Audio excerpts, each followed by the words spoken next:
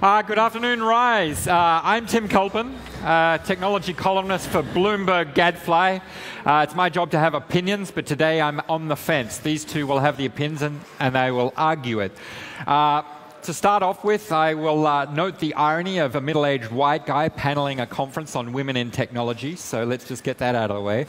I'd like you to do me a favor before we start. Follow me on Twitter, because I need the following, at TCULPAN. But the reason why I'm asking you to do that is we have a Twitter poll running on the very topic today that we need gender quotas in technology companies. So that's the first thing. Vote in that poll.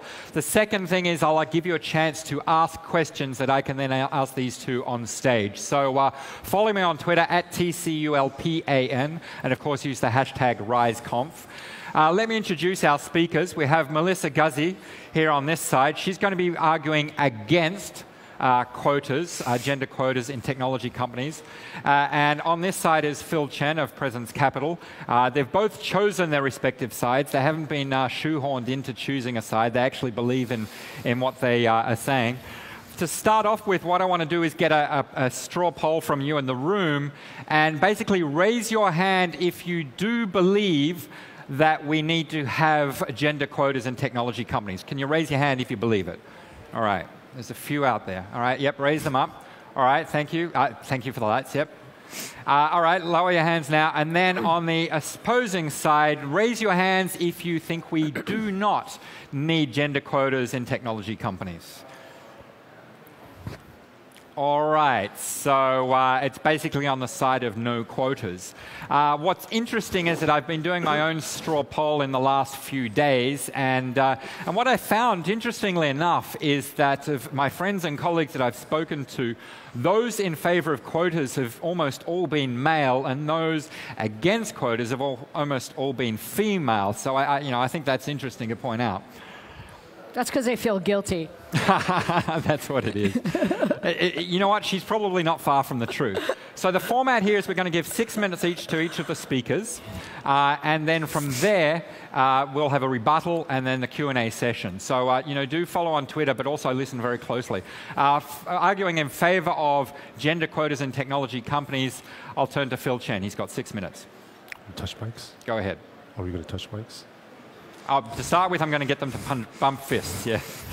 Come out fighting. All right.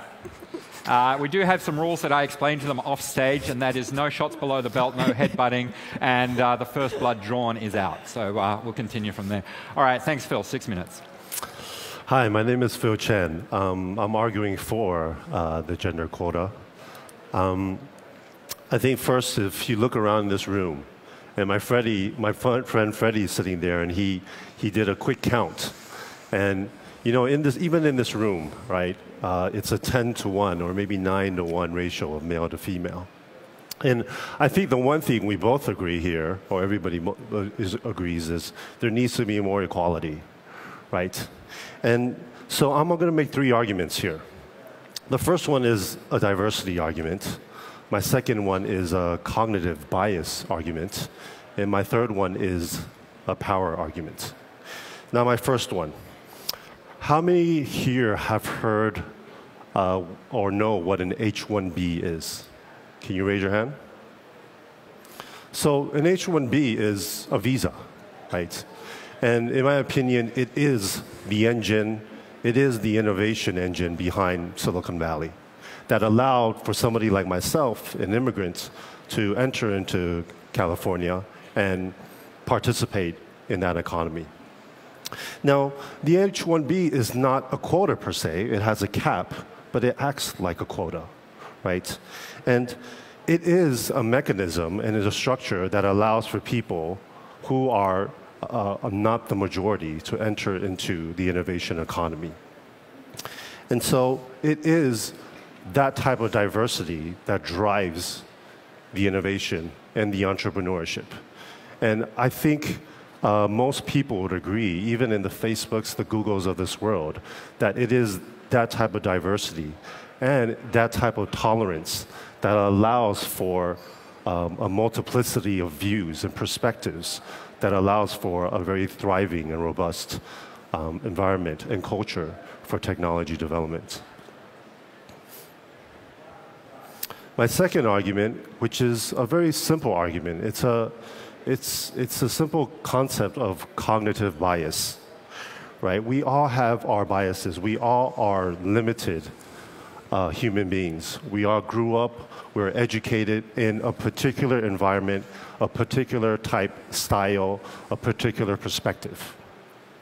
And so we're not sitting here arguing, or I'm not sitting here arguing like there are Machiavellian men consciously trying to stop women from entering into the technology workforce. But because we have this cognitive bias, because if we're going to argue about meritocracy, right, we know that meritocracy is socially defined. It's not, you know, like an IQ report where there is a scientific objective basis to what intelligence or competence or what merit is. And hence, we have my claim in the cognitive bias is that we have unconscious habits that we enter into. And this are inherited from our past, and a natural tendency to make decisions that we're familiar with, right? We hire people that we understand. We hire people that we can empathize with. We hire people that are similar to ourselves.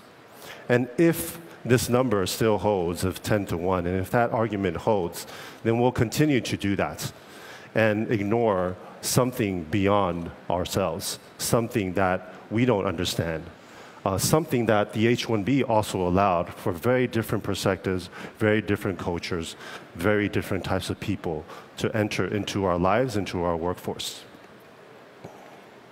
And my third, final argument, it's a power argument. I think we've all heard of the quotes, right? If power corrupts, absolute power corrupts absolutely, right? This is, a quota is a defense and a guard against that type of tyranny, right?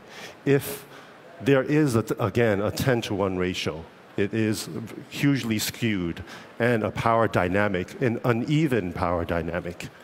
There needs to be some kind of mechanism to try to make that power more equal. And hence, there's no, quota is one way to get the people in power to be more open to change, to be more open to not just the status quo, and to be more open to people that are different than them, and to hire people that are what they might see as less powerful or less skillful from their limited point of view. And so those are my three arguments. Back to you. Thank you very much. I mean, I think that for some of you who probably haven't read it, I published an article this past week, said hashtag enough is enough Silicon Valley. I came from Silicon Valley. I was one of the first probably 25 women partners in a large firm there. And here's the thing about, you know, whether it's gender or diversity. I'm a great believer in diversity. Why? Because it's incredibly powerful. So if you're running a tech startup today, you should want diversity. You should want diversity because, especially when it comes to gender, because today women control about 85% of the pocketbook of consumption. So if you only have men on your staff, how would you ever know what a woman wants? So diversity is just a powerful tool, and gender equality is just a powerful tool. Why don't I believe in quotas is because I think that if you're in a tech company or you're in a startup, it's tough anyway. And sexism is just actually one of the things that you have to overcome in building a great company. And so if you're going to get derailed because a guy acted like he was in a high school locker room for about 3 minutes, you're never going to get anywhere in a startup. In a startup, you've got to be tough. It's a hard road, and you've got to build some thick skin. And so sexism is actually one of the things that you just have to come across. And the way I think about it is that what we need in order to get more gender equality going is we need, in tech companies, we need more women studying computer science. We need more women studying mathematics and statistics. And then they'll be able to get jobs and contribute in these companies in a meaningful way.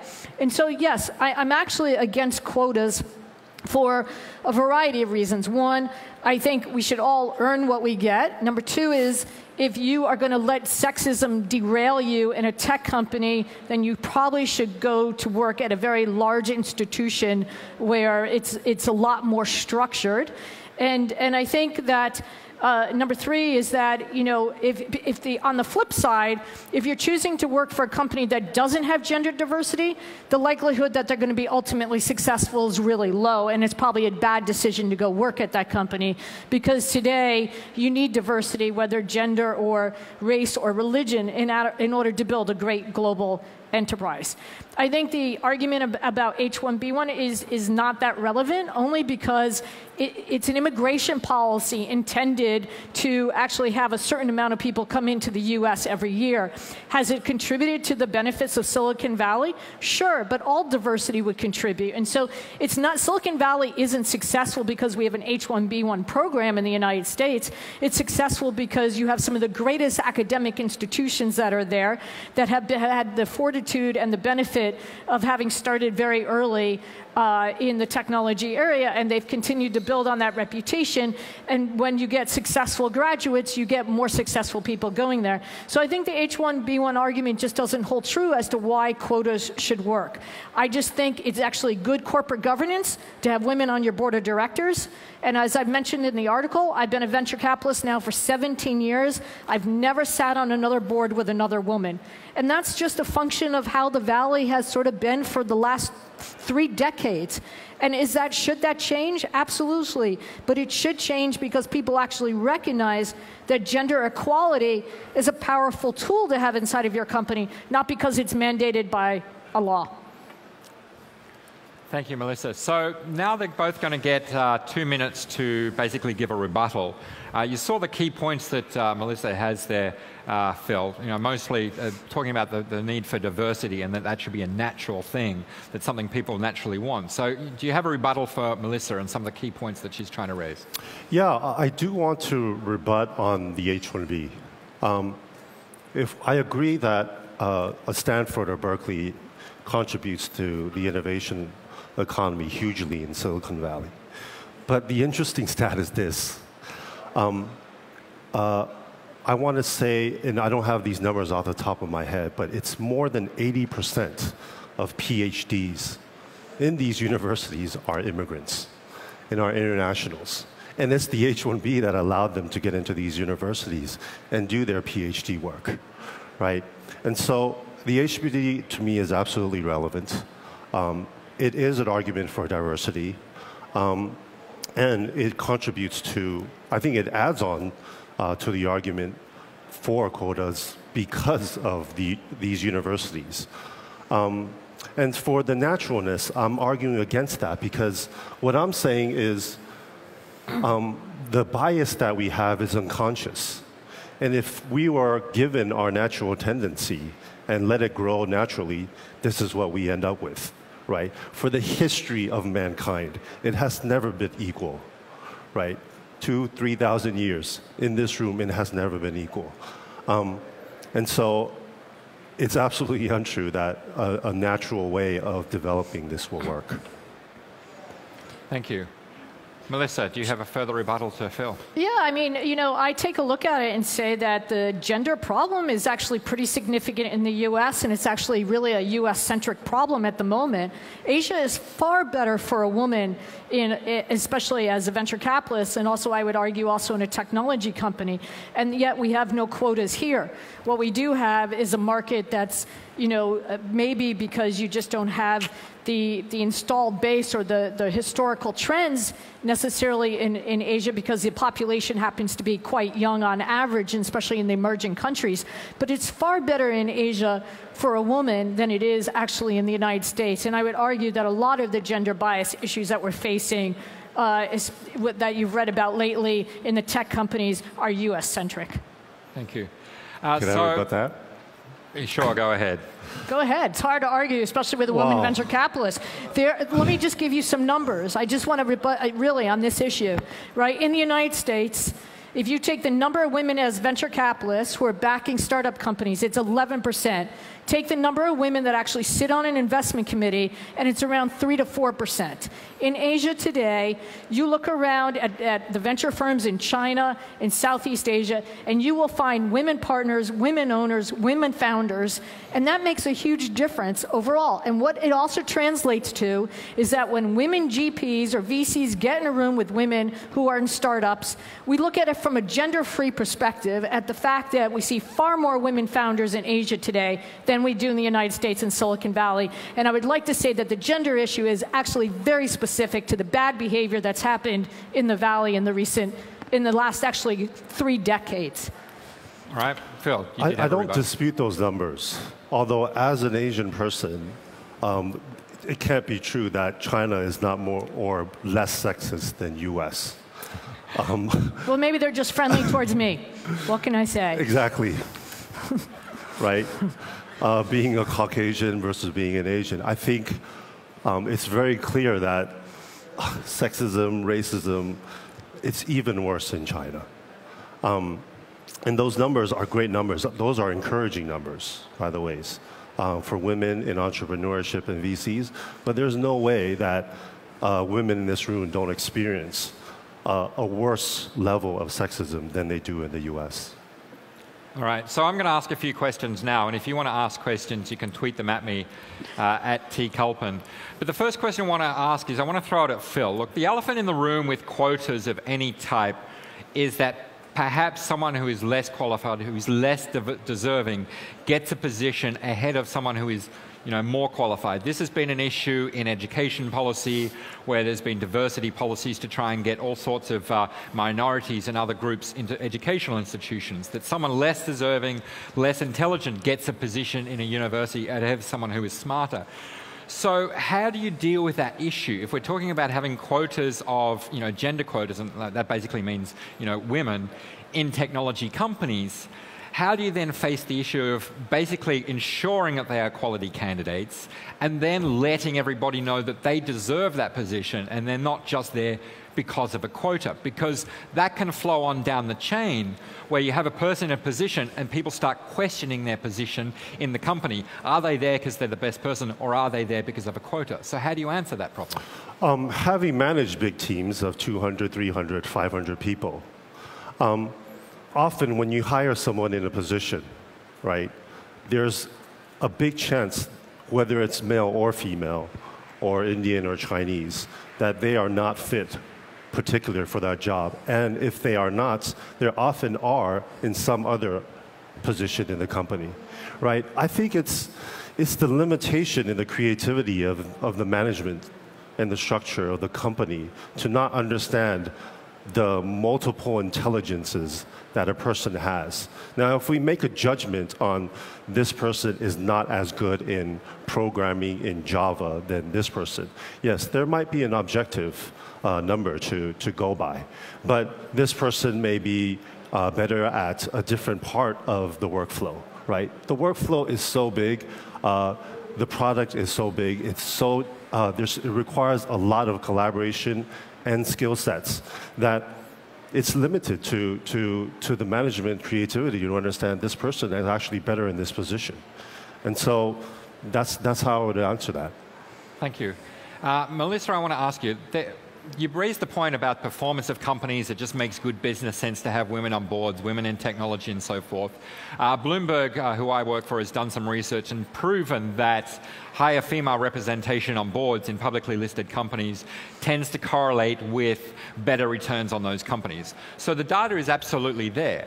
But what you're saying is actually not new. People kind of know this, yet still we have much smaller representation of females on boards, either of startups, listed companies, and even in VC communities. So the idea that yes, it makes good sense hasn't been enough to actually make it happen. So how can you rely on this kind of libertarian argument that, well, everybody knows it makes sense and it's good for business, when clearly it's not actually resulting in the end outcome of having higher female representation? Well, I think on the public side, there are a lot of women who are well represented on the boards today. So I think that you've got to separate out public companies from what's happening in the private companies in the startup world. And here's the issue in the startup world is why are there not more women venture capitalists, especially in Silicon Valley, is because there's less women entrepreneurs. There's less women entrepreneurs because there's been less women studying computer science and mathematics, and they just haven't gone through the process. And I bet you 20 years from now, hopefully as more women decide to study math and sciences, that you'll see more women tech entrepreneurs. And like myself, when you're done being a tech entrepreneur, you will naturally go into venture capital. As part of being a venture capitalist, you're sitting on private boards. So I think it's not, we need women on boards in private companies. Sure, we do need that. But what we do also need is women who actually are, have the skill sets to sit on a venture-backed board, which means they generally need to have entrepreneurial experience, have built a company themselves. It's pretty hard. I mean, it's getting, more diverse, but it's been pretty hard in the past, unless you've actually been a computer science major or a math major, to end up building a tech company by yourself. Or building a tech company from scratch. So I think it's a natural progression that has to happen. And yes, women are grossly underrepresented on venture-backed boards. But again, it's not, put women on boards and we're going to solve this problem. We got to solve the ecosystem problem first. Thank you for that. I want to follow up with a question from the audience, and I'll send it back to you, Melissa. Yeah.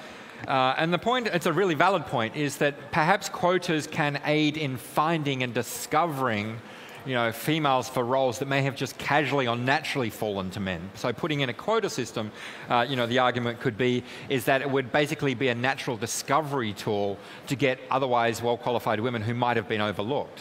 I just don't see that happening in our companies or any company I've ever sat in. I think it's basically been, you have a spec. And you look for somebody with those skill sets, and if it happens to be a woman has those skill sets, they're generally put into the pool.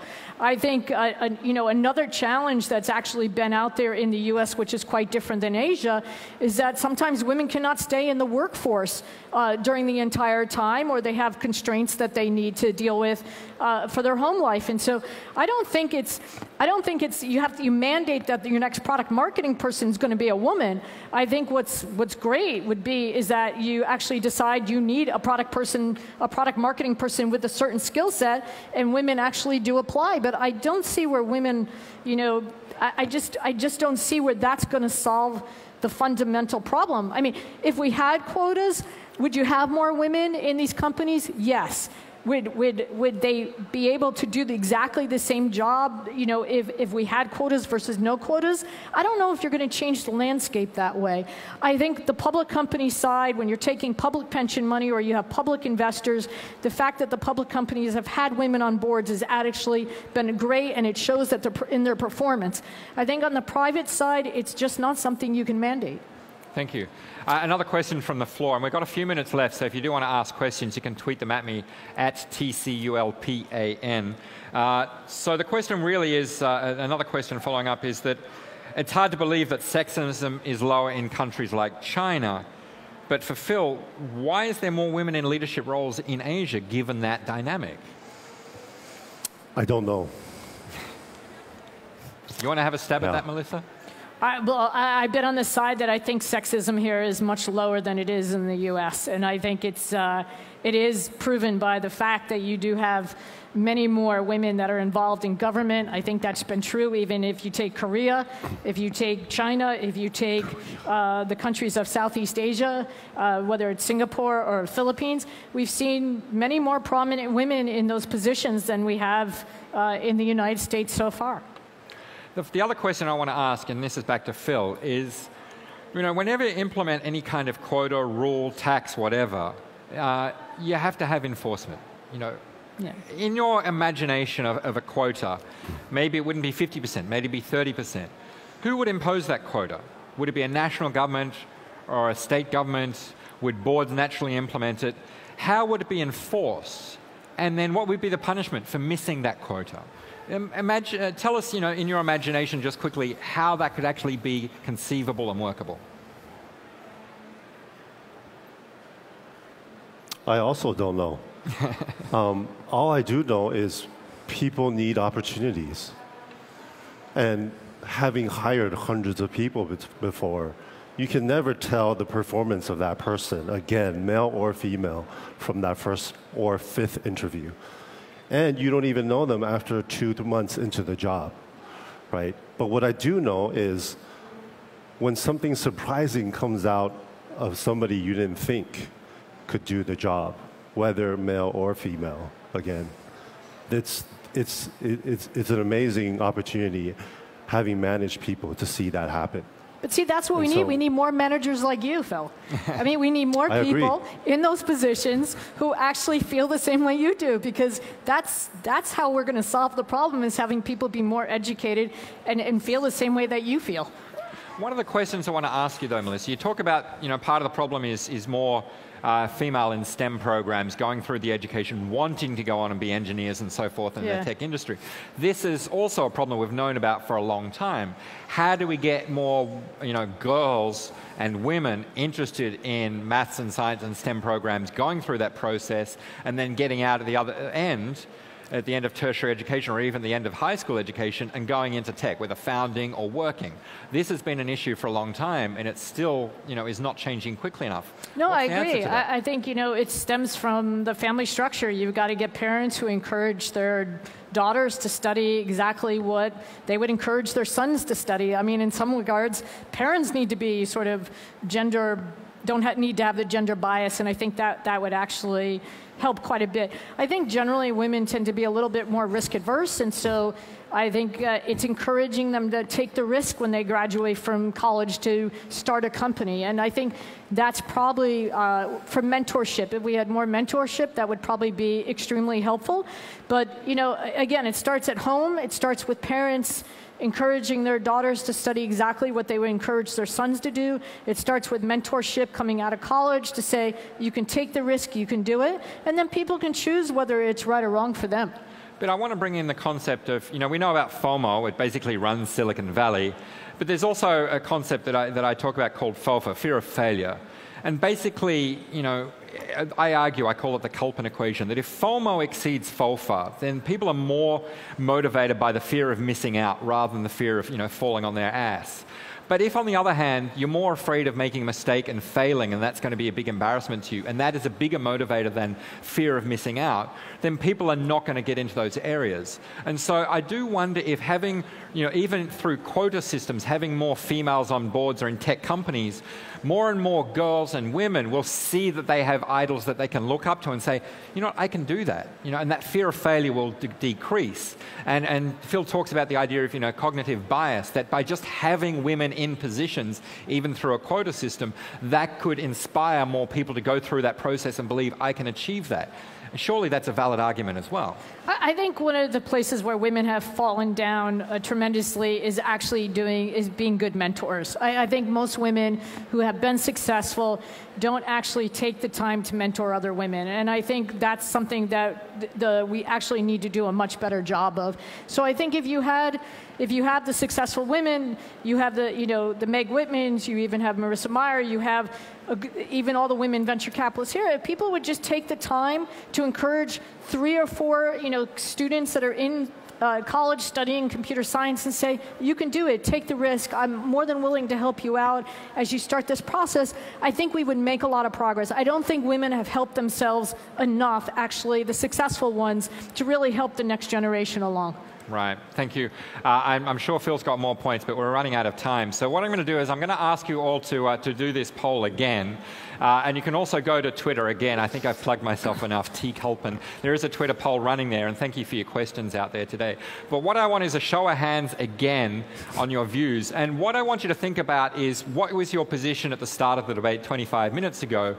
And has the opponent idea swayed you at all? Even if 50%, 60% of the way there towards the opposing view, I want you to raise your hand as well. Because it's really, I don't want you to necessarily hold on to your belief, but just think about whether or not you've been swayed by the opposing argument. So I'll start on this side. You know, who here still believes that we need to have quotas in tech? And who maybe is a little bit swayed by Phil's argument? Please raise your hand. Pretty impressive. And on the other side, who believes that we don't need quotas for women in technology, or gender quotas, come on, guys. or maybe was swayed towards Melissa's argument? All right. It is pretty clear that people are mostly against quotas, but there is, I think Phil did a very good job of arguing the opposing point of view, because we saw a few more hands up at the end. So look, thank them both very much for their views, and thank you for participating. Thanks, guys. I'll get you to shake hands. He does not shake.